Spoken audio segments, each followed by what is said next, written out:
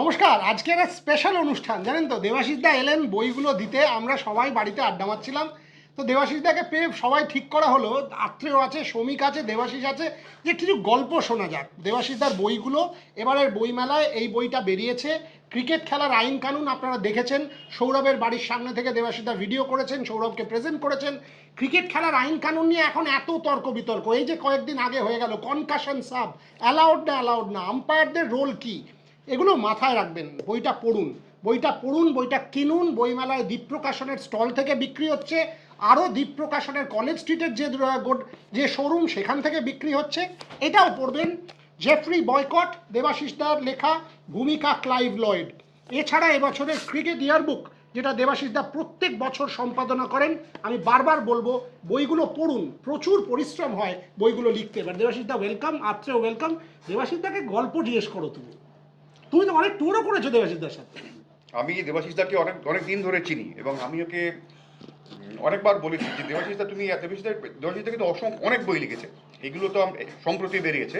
এছাড়া দেবাশিসদা সচিনকে নিয়ে, গাভাস্করকে নিয়ে, সৌরভকে নিয়ে অনেক বই লিখেছে। আমি দেবুদাকে বহুদিন ধরে বলছি যে দেখো, তোমার আসল বইটা তুমি লেখনি। দেবুদার কাছে যা গল্পের খনি আছে সেগুলো শুনলে না রাত কাভার হয়ে যাবে, একাধিক রাত কাভার হয়ে যাবে। ঘুম হলো না, আপনারা বুঝতেই পারবেন না হাসির জোরে। এবং দেবুদার মেমোরি সাংঘাতিক, দেবুদার সব কিছু মনে থাকে। তো আমি দেবুদাকে একটা আর্জি জানাবো যে তুমি নিশ্চয়ই তোমার এই মজার অভিজ্ঞতাগুলো সেটা নিয়ে একটা বই বানিও এরপরে। বই তো বানাবে, এখন বইতে যেটা লেখনি, এখন দুটো গল্প আমাদের দর্শকদের বলে দাও না। আচ্ছা, আমার তিনজন ভদ্রলোকের কাছে আমি খুব কৃতজ্ঞ। একজন হচ্ছে অশোক দাশগুপ্ত, আজকাল সম্পাদক। 2 নম্বর হচ্ছে সুনীল গাভাস্কর। 3 নম্বর হচ্ছে জিওফ্রি বয়কট। এই তিনজন গত 44 বছর ধরে যেভাবে আগলে রেখেছে, অভিভাবকের ভূমিকা পালন করেছে, সেটা এক অসাধারণ, মানে আমি ভাগ্যবান। তাই আমি হয়তো অর্থনৈতিক দিক থেকে সেভাবে, মানে কি বলবো, ওই মাউন্ট এভারেস্টের মতো দাঁড়িয়ে থাকতে পারি না, কিন্তু এদের সামনে আমার কখনো কোনো অসুবিধা হয়নি এবং যাবতীয় ক্রিকেট শেখার পর্বটা এই তিনজনের কাছ থেকে হয়েছে। তো জিওফ্রি বয়কটের কাছে যে গল্পটা করব সেটা 1981 সালে সবে আজকাল কাগজ বেরিয়েছে এবং আমাদের first test match at Eden gardens. তো বয়কট তার আগের টেস্ট ম্যাচে এই দিল্লিতে গ্যারি সোবার্সের 8032 রানের রেকর্ডটা টপকে কলকাতায় এসছে। তো আমি গিয়ে দাঁড়িয়েছি, একটা ইন্টারভিউ চাই, জানিও না, কিচ্ছু জানি না, মানে কী বলবো, how to carry your self. তো আমি বললাম আপনার ইন্টারভিউ চাই। তো আমাকে আপাতমস্ত দেখে বললো যে কোন কাগজ, আমার তো ইংরেজি কাগজ নয়। আমি বললাম যে তো why do you want to talk to me? I said I would like to talk to you only on Gary Sobars's record that you have toppled. বলো ওকে, come to room number 104 Grand Hotel at 5 o'clock. তো আমি তখনও বুঝিনি Jeffrey boycott মানুষটি কেমন, কত বড় cricketer, সেগুলো তো বুঝতে বুঝতে তখন তো সবে এমএ পড়ছি, এইটুকুই, কিন্তু কিছু জানতাম না। এটা অস্বীকার করতে লাভ নেই। আর যারা ভান করে যে আমি সব জানি, আমাকে প্লিজ তার তালিকায় রাখবেন না। আমি পৌঁছলাম, আমার সঙ্গে ছিল নাজেস আফরোজ বলে একজন ভদ্রলোক, ও আমাদের কাগজে কাজ করে। বললাম আমি ছবি তুলবো 104, দরজা খোলা। নিচ থেকে ফোন করেছিলাম, সবুজ রঙের একটা টেলিফোন ছিল গ্র্যান্ড হোটেলের লবিটা পেরিয়ে বাঁদিকে। আমি ফোন করলাম যে you told me to come at 5 o'clock, it's almost 5, can I come up? বলো ইয়েস। 104, দরজা খোলা। আমি নক করছি, বলো কাম ইন। আমি দেখতে পাচ্ছি না, ঘরটা খোলা কিন্তু দেখতে পাচ্ছি না। তো ভয় এগোচ্ছি। বলো টার্ন রাইট। দেখি বাথরুমে বাথটাবের উপর শুয়ে আছে। এবং আমার এখন হলে আমি বললাম হাই জেফ্রি বলে আমি শুরু করতে পারতাম, কিন্তু তখন একটা লোককে উলঙ্গ দেখছি, সে স্নান করছে। হ্যাঁ, আমি তো কিছু বুঝতে পারছি না যে আমি এগোবো কি পেছোবো। কোশ্চেনগুলো নিয়ে তালগোল পাকিয়ে যাচ্ছে। কোনো রকমে আমি সম্বিত ফিরে পেয়ে আমি নাজেসকে বললাম, নাজেস এখন ক্যামেরা খুলিস না, তার কারণ এই অবস্থায় তো ছবি তোলা যায় না, তুই একটু পেছনে থাক। তো নাজেস আমার চেয়ে বয়সে বড়, আমি নাজেসদা বলি, পরেও বিবিসি লন্ডনে কাজ করেছিল। তো আমাকে বললো স্টার্ট ফায়ারিং কোয়েশ্চেন্স। আমি একটা চেয়ার টেনে নিয়ে এসে এরকম করে বসে কথা বলছিলাম। কারণ আমি চোখ তুললেই আমি দেখতে পাচ্ছি, আমি চোখ তুললেই দেখতে পাচ্ছি। ফলে ওইটা করার পর আমি বললাম যে থ্যাংক ইউ ভেরি মাচ। বললো দাঁড়াও 5 মিনিট, আমি একটু স্নান করে আসি। এতক্ষণ কী করছিল আমি জানি না, সেটা তো আচ্ছা। তো স্নান করে এলো এবং গায়ে কোনো পোশাক নেই। আমি আবারও তাকিয়েছি, এত বড় একজন ক্রিকেটার, আমি তো কী দেখছি। এখন ওদের কাছে এসব কোনো ব্যাপার না, বুঝলেন। আমরা তো একে ভেতো বাঙালি, তারপর সবে এসেছি, ফলে নানা রকমের জড়তা কাজ করছিল। তো উনি বললেন চা খেয়ে যাবে। তখন আমি বললাম যে না, আমি খাবো না। বলে না, চা খেয়ে যাবে। তো জোর করে চা খাওয়ালো, চা খাচ্ছে আর কথা বলছে, কলকাতা সম্পর্কে জানছে, হ্যানা ত্যানা কথা বলতে বলতে আমাকে বললো যে ছবি তুলবে তো। আমি টুপিটা পরে নিই। ও টুপিটা পরে ছবি তুললো। শুধু টুপি? হ্যাঁ, ও মাথায় টুপি না পরে ছবি তুলতে দেবে না, তার কারণ হচ্ছে টাকটা তখনও এত বড় হয়নি। কিন্তু এখন যেমন চুল প্রায় নেই বললেই হয়। তবে আমাদের যারা অনুষ্ঠানে যে ছবি তুলছে, শ্রী দেবাশিস সেন, তাকে নিয়ে আমি কিন্তু বয়কটের বাড়িতেও গিয়েছিলাম, ইয়র্কশায়ারের সেই বাড়িতে। সেটা ও হয়তো পরে ওই ছবিটা দেখালে তোমরা দেখাতে পারো। তো মামার সঙ্গে, মানে সরি, দেবাশিস সেনের সঙ্গে অনেক জায়গায় অনেক রকমের ছবি তুলেছি। তো এই বয়কটের এই ঘটনাটা আমি যখন এখনও বলি, ও বলছে what is your problem, I don't understand this, what is your problem. তারপর এইভাবে গায়ানায় একদিন সকালবেলায়, না রাত 1:30টার সময় আমি পৌঁছেছি। আমি এটা একটা কথা জানিয়ে দেখতে চাই, এয়ারপোর্ট থেকে শহর যদি কোনো দেশের সময় নেওয়া হয়, তাহলে ওর চেয়ে বেশি সময় আর কেউ পাবে না। 1 ঘন্টা 55 মিনিট লেগেছিল রাত্রিবেলায়। গিয়ে আমি হোটেলে ঢুকেছি। আশিস শুক্লা ওয়াজ মাই রুমমেট। তো ওই চাবিটা নিতে গেছি, বললো যে আপনার রুমমেট জেগে আছে ফার্স্ট ফ্লোরে, ছোটো হোটেল। খালি টাইটার কোটটা খুলেছি, আমার সময় নিচ থেকে নক করছে, দেখেছি phone call for mister Datta. আমি নিচে গেলাম, দেখি সৌরভ তুমি এলে না। আমি তুই জানলি কোত্থেকে? না আমায় বলেছে সকালে তোমার রুমমেট দেখেছে, তো আমি বললো তুমি একটু কাল সকালে একটা কাজ করবে। আমি কী কাজ? বললো একটু বয়কটের সঙ্গে কথা বলবে, আমার ব্যাটিংটা একটু দেখে দেবে। ঠিক আছে, ও আমার হোটেলেই আছে, গুড। তো সকালবেলা আমি উঠে গেছি, গিয়ে দেখি সাহেব ব্রেকফাস্ট করছেন। ততদিনে তো আমাদের বন্ধুত্ব খুব গভীর। তখন আমি বললাম যে এরকম গাঙ্গুলি এরকম চাইছে, তুমি একটু করে দেবে? বললো of course I can do that, that's not a problem, tell him to come at 5 o'clock in my room in the afternoon. আমি কিছু বলিনি, ঠিক আছে। আমি সব মিলিয়ে হাজির হয়েছি এবং দরজায় নক করেছি। সৌরভ এসছে, ক্যামেরা লাগানো হয়েছে। এবার এখানেও তিনি পোশাক পরে নেই, 5 জনের সামনে। তারপরে বললো this is the popping crease, so if you stand here, where is your off stump? Over there, right? So keep your eyes on the off stump. Don't go forward. If you go forward, you will commit yourself and then you will get out. Wait here. Keep the bat close to your body. এরকম দেখাচ্ছে। সৌরভ আমার কাছ থেকে বললো একটা কিছু পড়তে বলো না। এরকম একটা ইন্টেন্স আলোচনা, সেখানে যদি কেউ বলে যে কী হচ্ছে, বকর বলছে হোয়াট ইজ দ্য প্রবলেম। তো বললাম can you use at least a towel. তাকালো, যা বিরক্তি।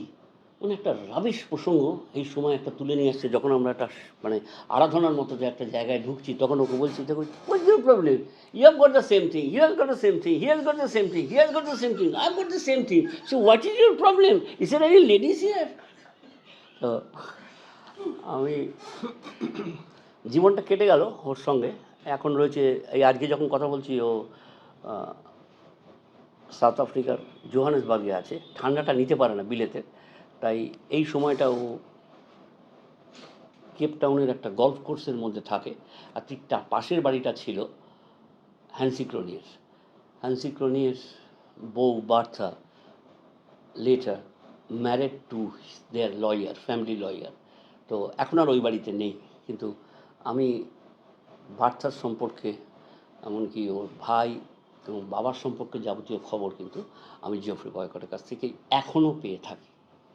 তো দেবাশিস দাকে একটা ফুটবলের গল্প তো শুনে নেওয়া উচিত নাকি? তুমি যে বলছিলে মোহনবাগান ইস্ট বেঙ্গল। ফুটবলের ট্রান্সফারের গল্প দেবুদা, কোচ বা প্লেয়ার? এখানে ওয়ান অ্যান্ড অনলি পিকে ব্যানার্জি, আমাকে তার কথাই বলতে হবে। 86 সম্ভবত, ততদিনে ওই পরিবারে আমি ঢুকে পড়েছি এবং এটা আমি পরিষ্কার বুঝতে পেরেছি, আপনি যদি সফল রিপোর্টার হতে চান তাহলে কিন্তু আপনাকে রান্নাঘরে ঢুকে পড়তে হবে, অর্থাৎ মিসেসের সঙ্গে নিতে হবে, তাহলে আপনি অনেক খবর পাবেন এবং সত্যিকারের ছবিটা দেখতে পাবেন। তো 86 দুদিন আগে পৈদা বললো যে অমুক দিন তুমি কিন্তু একটি গাড়ি নিয়ে আসবে। তো আমি, আমাদের ছোট কাগজ 86, তো আমি অশোকদাকে গিয়ে বললাম যে একটা গাড়ি লাগবে, পিকে ব্যানার্জির সঙ্গে ফলো করতে হবে। তো পিকে ব্যানার্জির সঙ্গে ফলো করার জন্য একটা গাড়ি লাগবে কেন? তাই আমি বললাম, বলেছে একটা ভালো এক্সক্লুসিভ খবর দেবে। তো আমি গিয়েছি নির্দিষ্ট দিনে মোহনবাগান টেন্টে গিয়ে দেখলাম অনুশীলন শেষ, প্রদীপদার হাতে ভাসিয়া মালি নিজের একজোড়া বুট এবং একটি তোয়ালে প্যাক করে দিয়ে দিল, চলি চলি চলি। তার আগে ধীরেন্দ্র এসে অ্যানাউন্স করে গেছে প্রদীপ এবার আমাদের সঙ্গেই থাকছে। পিকে ব্যানার্জি কিন্তু সেসব লাইনে গেলেন না, উনি ওখান থেকে বেরিয়ে চলে গেলেন রাইটার বিল্ডিংয়ে যতীন চক্রবর্তীর কাছে। আমাকে বলছে যে তুমি আমার সঙ্গে কথা বলবে না, শুধু অনুসরণ করবে। আমি আচ্ছা ঠিক আছে। তো ঢুকে দেখি জ্যাকিদা বসে আছে। পূজা বললেন নমস্কার, হ্যাঁ হ্যাঁ সব কথা হয়ে গেছে তো ধীরেদার সঙ্গে? বলে হ্যাঁ কথা হয়। কী কথা হলো? বলে আমি থাকবো না। তাহলে কী কথা হলো? বলছে না আমি থাকবো না। কেন থাকবে না কেন? অনেক টাকা বেশি দিচ্ছিস বলো, আমার সঙ্গে কথা হয়ে গেছে, আমি তো তঞ্চকথা করতে পারবো না, তাই আমি চললাম। প্রদীপ এরম করো না, মনমান সমর্থকরা তোমাকে মাথায় করে রাখবে। না আমি মাথাতেই আছি, থাকবো, তবে আমি এবার ইস্টবেঙ্গল আমাকে যেতে দিন, মার্জনা করুন, আমি শুধু আপনাকে ইনফর্ম করতে এসেছি। বেরিয়ে গেল অফিসে, আমি অফিসে ঢুকেছি। উনি 2-4 জন মহিলা ক্রীড়াবিদ এসেছিলেন, তাদের সঙ্গে ভালো আছিস তো, সব ভালো থাকুক, সব ভালো থাকুক, সই টই করলেন। চা খাবে তো? চায়ের দাম দিতে গিয়ে ব্যাগটা, এইটুকু একটা ব্যাগ ছিল, টাকাটা এরকম করে বার করছিল।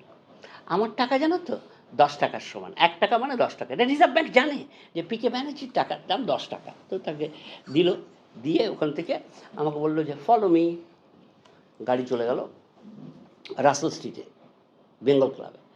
তো বেঙ্গল ক্লাবে ঢুকেছি, বুঝতে পারছি না কোথায় যাব। অনেকক্ষণ হয়ে গেল, 1 ঘন্টা হয়ে গেল। আমি তো ভাবছি পেছন দিক দিয়ে চলে গেছে নাকি, পেছনে দরজা নেই। তখন জানতাম না তো, সবে এসেছি, কোথা থেকে জানবো? আপনার বেঙ্গল ক্লাব, ওরে বাবা! তো সাহস করে গুটি গুটি পায়ে আমি বললাম যে পিকে ব্যানার্জিকে আর চুন গোস্বামী দেখেছেন? লাঞ্চ করছে তো। তাহলে আছে এখন। তো আমি বাঁদিক দিয়ে গিয়ে বাঁদিকে ঢুকে দেখি দুটো এর তলায় বসে দুজনে কথা বলছে, লাঞ্চ করছে। আমারও খিদে পেয়েছে, আমি ঠিক উল্টো দিকের টেবিলে বসে পড়লাম। তো একজন মেনু কার্ড নিয়ে এসে বললেন কী খাবেন? তাড়াতাড়ি যাওয়া হয়, তো বললাম যদি পালিয়ে যায় তাহলে আমার খাবার ছেড়ে পালাতে হবে। তো বললাম তাড়াতাড়ি যেতে দিই, কিন্তু আমি ওদের দেখে বুঝলাম পাটা প্লেটেও অনেক কিছু রয়েছে, সময় লাগবে। তো আমি তাড়াতাড়ি করে নিয়ে বললাম, আমাকে বললাম যখন সই করতে গেছে আমি ক্যাশ টাকা দিয়েছি। বললো আপনি মেম্বার নন? বললাম আমি প্রেসিডেন্টের লোক, ক্লাবের প্রেসিডেন্টের নাম জানি না, প্রেসিডেন্টের লোক। ও ঠিক আছে, হ্যাঁ আমি টাকা নিয়ে আমি বেরিয়ে গেলাম, গাড়িতে বসে আছি। দেখি 8 ঘন্টার পর পিকে ব্যানার্জি আর চুন গোস্বামী বেরোলেন, চলো টুয়ার্ডস বাড়ি। আর নয়, যাওয়ার সময় এই রেলওয়ে কোয়ার্টারের আগে একটা সেলুন ছিল, বলো ম্যাসাজ নেবে নাকি? আমি না বুঝলাম এসব মানে পিকে ব্যানার্জি চুল কাটতে বসছেন, হানিফুল একজনের কাছে চুল কাটতেন, তো সে চুল ফুল কাটা হলো। ইস্টবেঙ্গল জনতার কাছে তো সপ্রতিভ হয়ে যেতে হবে না। আমি ঠিক আছে, হয়ে গেল, বাড়ি গেলাম। কিন্তু ব্যাপারটা ঠিক জমছে না, মানে আমি লিখে দেবো কালকে, তারপর যদি না হয় 6:30টার সময় বৌদি ডেকে বললো খেয়েছো কিছু? পয়দা বললো না আমাদের দাও, ভালো ভালো জিনিস দেবে। তো দিল, খেতে খেতে আমার বৌদি বললো যে একটু পরে পল্টু আসবে, তুমি টাকার কথাটা বলে দিও, 1,40,000 কমে তুমি নেবো না। আমি কেন বলছি, আপনারা বলুন।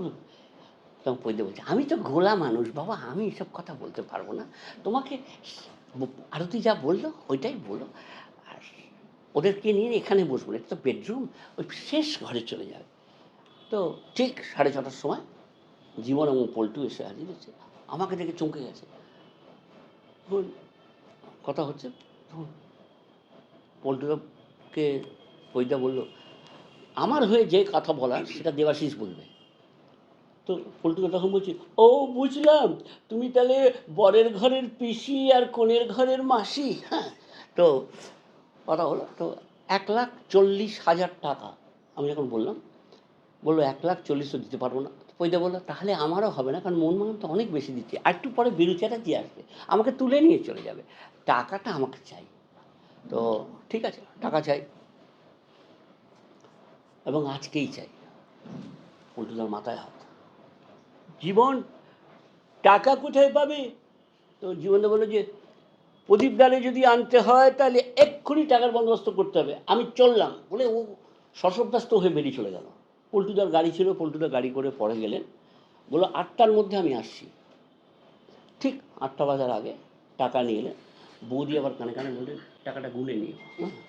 আমি তো মানে কী কী কাজ করতে হচ্ছে। তারপর 1,30,000 দিয়েছে, দিয়ে বলছে, বৌদি আমাদের 10,000 টাকা ছেড়ে দিন। 1,30,000 দিলাম কোনো রকমে, নিল।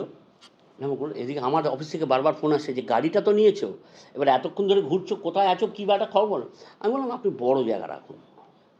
রেখে আমার সব কথা হয়ে গেল, গুনে ফিরে নিয়ে চলে গেলো, শৈশবোধ হয়ে গেল। আমি পর্যায়ে কংগ্রাচুলেট করলাম যে তাহলে আপনি ইসবলের কোচ। হ্যাঁ, থ্যাংক ইউ। হ্যাঁ, মানে জানি উনি নিতে পারছেন না। টাকাটা নিয়ে গিয়ে বৌদি আলমারিতে রাখলেন। এবার আমার খেলা শুরু। আমি বললাম যে, বৌদি, এত বড় খবর যদি আনন্দবাজার না পায় তাহলে তো খুব মুশকিল হয়ে যাবে। হ্যাঁ, তা তো হবে। আমি বললাম, না, তা হবে না, এটা আনন্দবাজারকে আমি দেবো না বলে ততক্ষণে ফোনের তার আমি খুলতে শুরু করে দিয়েছি। ফোনের তার খুলে আমি বললাম, এটা কাল সকালে এসে আমি জুড়ে দেবো, দায়িত্ব আমার। কারণ এটা ফোন করবে আর আপনি বড় কাগজ থেকে ফোন করে বলে দেবে যে পৈদা ওখানে চলে গেল, কোনো পরিশ্রম নেই, গত 3 দিন ধরে কী পরিশ্রম করেছে আপনি সেটা বলুন। পৈদা বিলক্ষণ, একদম ঠিক বলছে, ফোন চলে যাবে, কিন্তু আমি I don't want to lose you, যে করলে তুমি এটা অসাধারণ ব্যাপার। তো ঠিক আছে, আমি বেরিয়ে গেলাম। অফিসে গিয়ে তাদের লিখেছি, রাত্রেও ঘুমাচ্ছে না আমারও, যে ফোন কানেকশান কেটে দিয়েছি, এটা নিয়ে কোনো গণ্ডগোল যেন না হয়। পলা পিচ্ছি সব তখন ছোটো। আমি পরদিন সকালবেলা ভোরবেলা উঠে অফিসে বলে একজনকে তুলে ঘোষের দোকান থেকে জিলিপি, সিঙ্গাড়া আর নিমকি নিয়ে সোজা কাইজার স্ট্রিটের বাড়িতে উঠে দিয়েছি। আগে বললাম, তুই একটু লাগা ওটা। ও লাগাতে সবাইকে সব দিয়ে দিয়েছি, সঙ্গে 4-5টা কাগজ, সব দেখেছে। অসাধারণ হয়েছে, ফ্যান্টাস্টিক হয়েছে। তো পরে অনেকে আমাকে বলেছে যে লাইনটা কাটা নাকি অনৈতিক। আমি এক কান দিয়ে ঢুকেছি, আর এক কান দিয়ে বার করে দিয়েছি। না, সত্যি। শেষ, তোমরা আরও মিনিট 10 গল্প করো দেবাশিসদার সাথে, but this is unbelievable. One second আবার বলে যাই আপনাদের, বইগুলো এই শুনলেন তো, এরকম গল্পের ভান্ডার, বইগুলো পড়বেন, অনেক পরিশ্রম করে, অনৈতিক নৈতিকে ঢুকবেন না। ও হর্ষিত রানা অনৈতিক, ছেড়ে দিন। সেই জন্যে খেলা কভার করতে গেলে কি কি করতে হয় সেগুলো শিখুন, জানুন, বইগুলো পড়ুন।